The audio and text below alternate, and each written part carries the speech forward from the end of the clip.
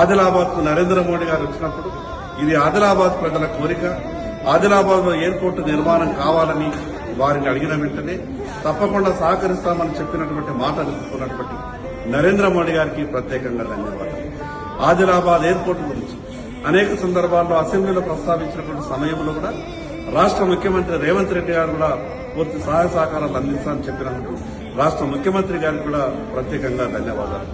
Adilabad parliament సభ్యులు కూడా అనేక సందర్భాల్లో కేంద్ర మంత్రులు అదేవిధంగా పార్లమెంట్ లో కూడా అంశాన్ని ప్రస్తావించడం ఆదిలాబాద్ ప్రజల చిరకాల కోరిక.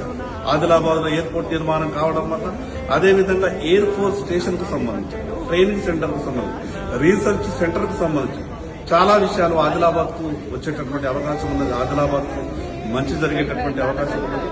ఈ సందర్భంగా ఆదిలాబాద్ ప్రజలందరికీ నేను ప్రత్యేకంగా శుభాకాంక్షలు తెలియజేస్తున్నా.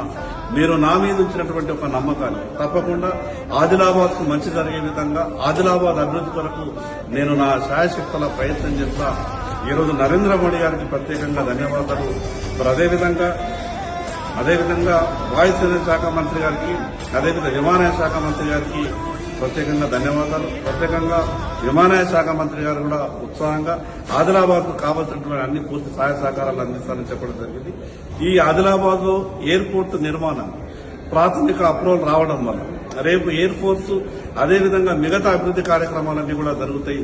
దానివల్ల పరిశ్రమలు వచ్చేటటువంటి అవకాశం ఉన్నది, ఉపాధి ఉద్యోగాలు దొరికేటటువంటి అవకాశం ఉన్నది. కాబట్టి ఆదిలాబాద్ కు మంచి జరిగేటటువంటి రోజులు వస్తున్నాయి.